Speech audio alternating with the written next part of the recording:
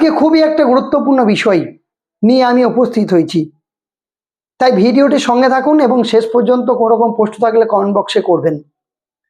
যদি আপনারা আমার চ্যানেল নতুন হয়ে থাকেন অবশ্যই চ্যানেলটাকে সাবস্ক্রাইব করবেন এবং এসএলএসটি সম্পর্কিত যে কোনো প্রশ্ন থাকলে কমেন্ট বক্সে করবেন, উত্তর দেওয়ার চেষ্টা করব।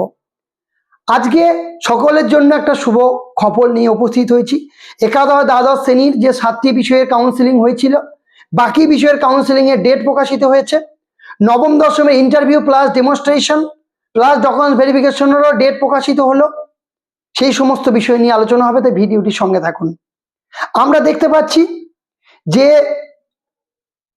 এটা মার্চ চলছে, মার্চেরই 24 তারিখ থেকে একাদশ দ্বাদশ শ্রেণীর একাদশ দ্বাদশ শ্রেণীর কাউন্সিলিং শুরু হবে। বাকি তো 7টা বিষয় তো ফেব্রুয়ারি মাসে হয়ে গিয়েছিল, বাকি বিষয়গুলোর কিন্তু এই মার্চেরই 24 তারিখ থেকে শুরু হচ্ছে।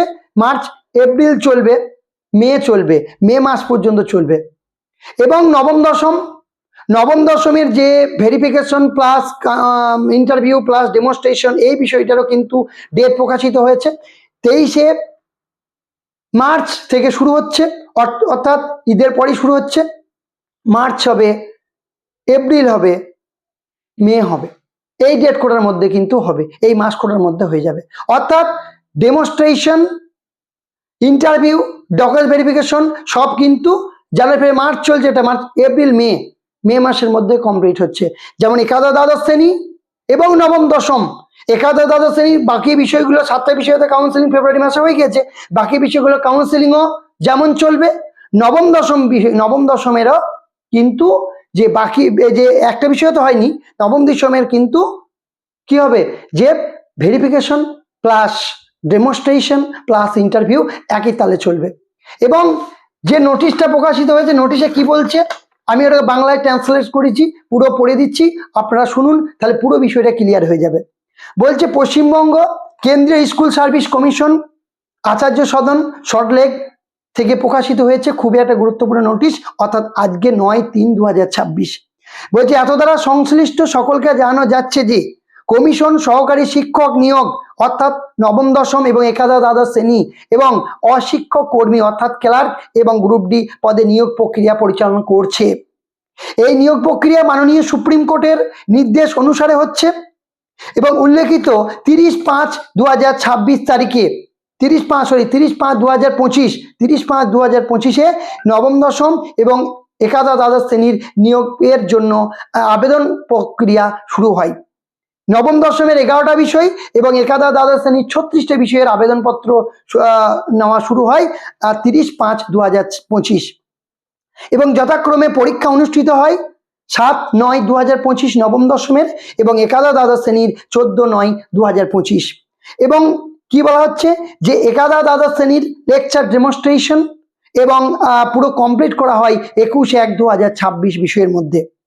এবং এছাড়াও গ্রুপ ডি এবং গ্রুপ সি পরীক্ষা যথাক্রমে নিয়ে নেওয়া হয় 1/3/2026 এবং 8/3/2026 মধ্যে।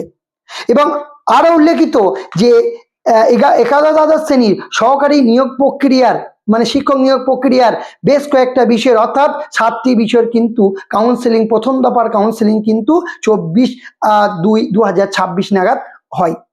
এবং মাননীয় সুপ্রিম কোর্টের যে নির্দিষ্ট সময়সীমা বেঁধে দিয়েছে, সেই নির্দিষ্ট সময়সীমার মধ্যেই একাদশ দ্বাদশ শ্রেণী, নবম দশম এবং গ্রুপ ডি গ্রুপ সি নিয়োগ প্রক্রিয়াটা কমপ্লিট করার জন্য স্কুল সার্ভিস কমিশন বদ্ধপরিকর।